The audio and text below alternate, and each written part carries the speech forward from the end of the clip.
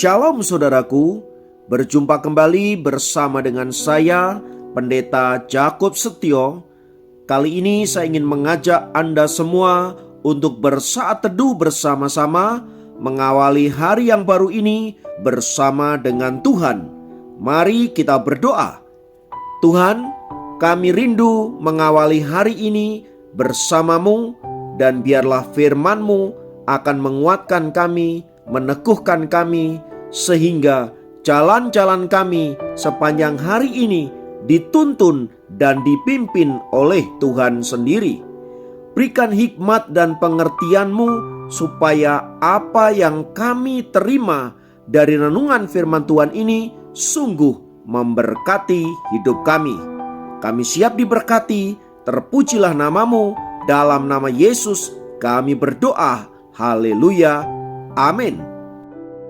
Firman Tuhan kali ini terambil dari Amsal 25 ayat 28. Amsal 25 ayat 28 berkata, orang yang tak dapat mengendalikan diri adalah seperti kota yang roboh temboknya.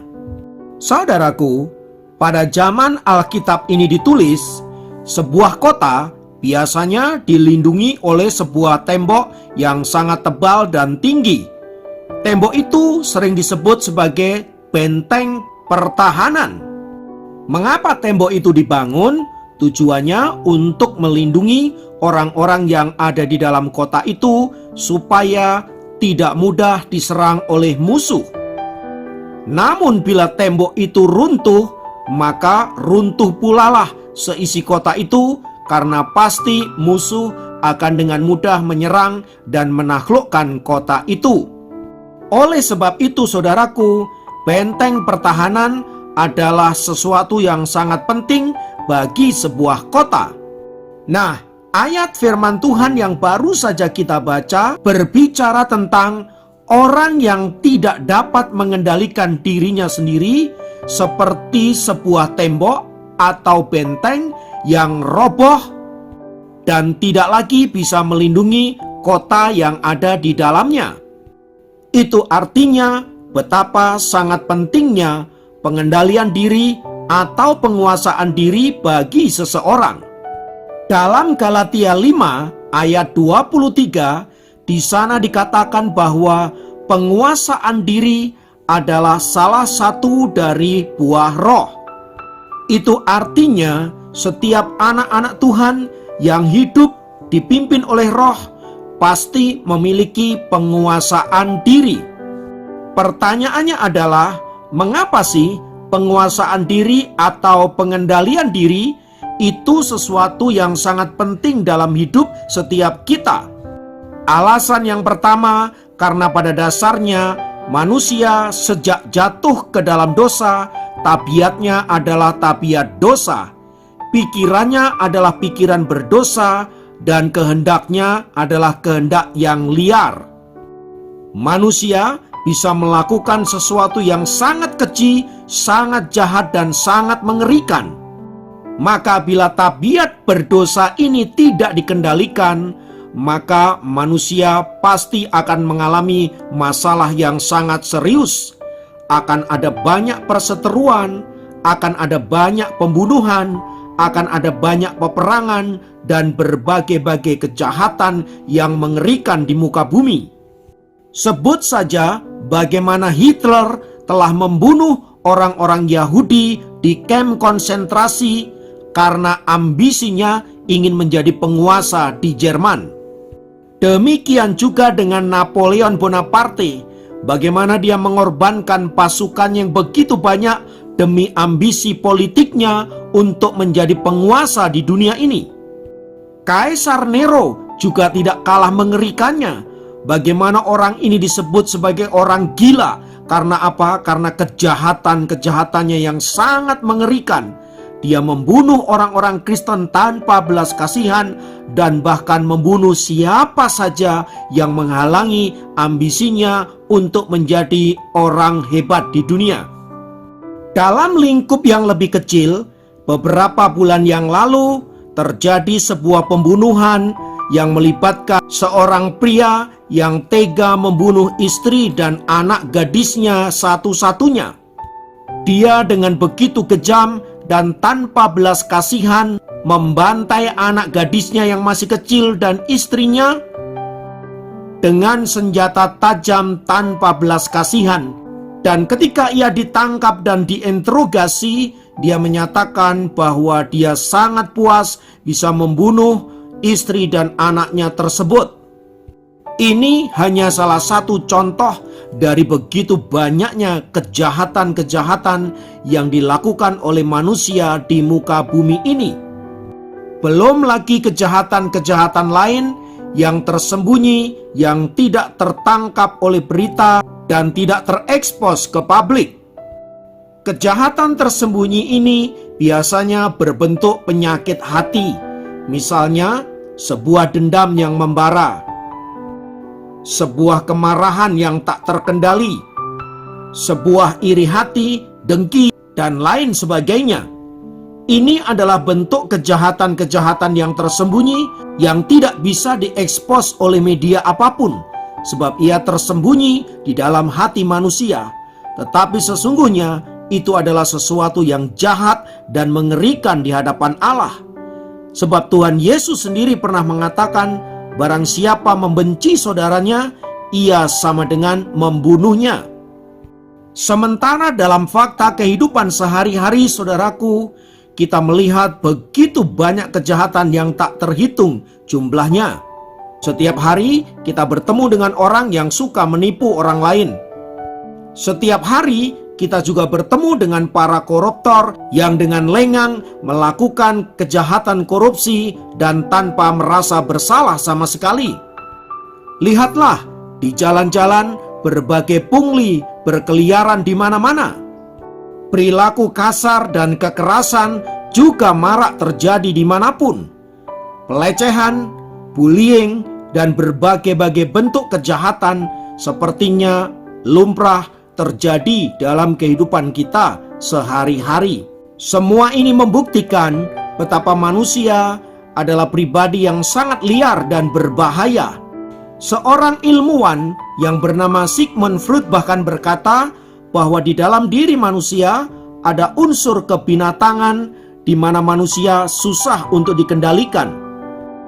Itulah sebabnya, saudaraku, tidak heran bila firman Tuhan menegaskan kepada kita supaya kita menjadi pribadi yang senantiasa dapat mengendalikan diri kita sedemikian rupa, supaya olehnya kita bisa hidup dalam damai sejahtera dan bahkan menikmati berkat-berkat yang Tuhan sediakan bagi kita. Oleh sebab itu, mari kendalikan dirimu dan jadilah anak-anak Tuhan yang berkemenangan. Jangan biarkan kota bentengmu runtuh dan kotamu dimasuki oleh musuh, supaya engkau jangan dibinasakan. Kiranya firman Tuhan memberkati. Mari kita berdoa. Tuhan, kami bersyukur buat kasih-Mu, buat penyertaan-Mu, supaya kami boleh senantiasa melihat campur tangan Tuhan dalam hidup kami. Bantulah kami untuk belajar mengendalikan diri kami, supaya kami boleh menjadi anak-anak yang manis, anak-anak yang taat, dan senantiasa mempermuliakan nama-Mu. Kiranya Roh Kudus menuntun kami, membawa kami menjadi pribadi-pribadi yang dapat mengendalikan diri kami. Terpujilah nama-Mu kekal selamanya. Dalam nama Yesus kami berdoa. Haleluya. Amin. Demikian program Sapa Jemaat kali ini. Sampai jumpa dalam program Sapa Jemaat yang lain. Tuhan Yesus memberkati.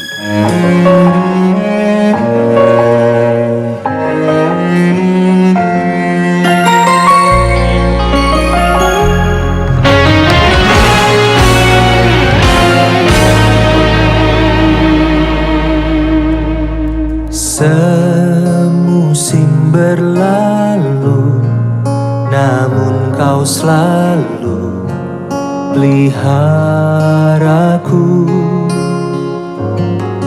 Kasih dan setiamu tak pernah layu di hidupku. lebih luas dari samudra.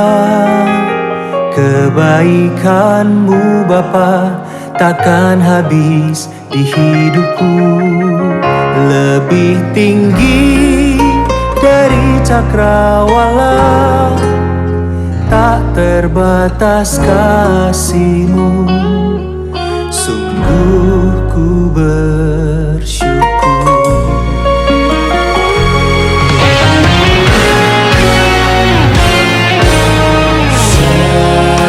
Musim berlalu, namun Kau selalu peliharaku. Kasih dan setia-Mu, Kasih dan setia-Mu tak pernah layu di hidupku. lebih luas Dari samudra, kebaikan-Mu Bapa takkan habis di hidupku, lebih tinggi dari cakrawala, tak terbatas kasih-Mu, sungguh ku bersyukur.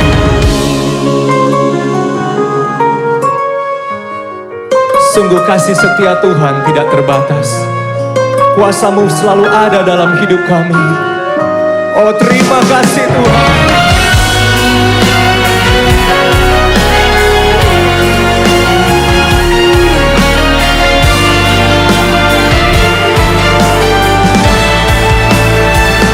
Lebih luas dari samudra, kebaikan-Mu Bapa takkan habis di hidupku, lebih tinggi dari cakrawala, tak terbatas kasih-Mu, sungguh ku bersyukur.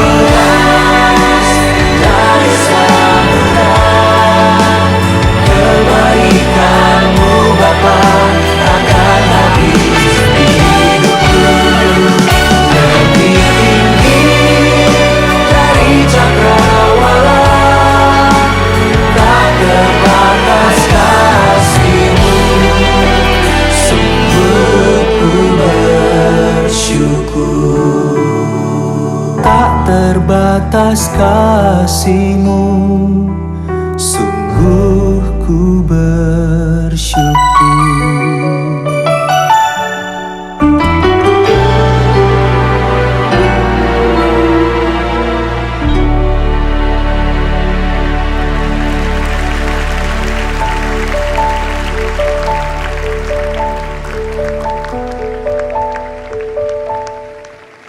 Sebab Allah yang kita sembah adalah Allah yang baik.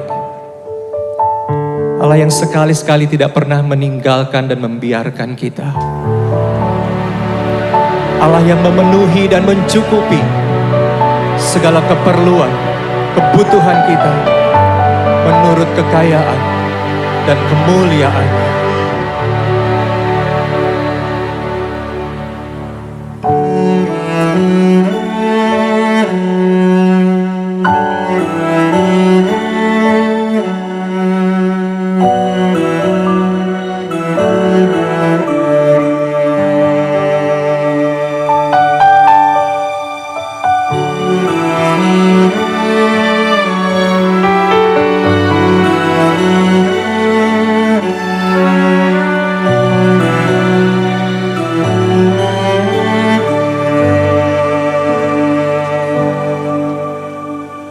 Tuhan penuhi kebutuhanku menurut kekayaan-Nya.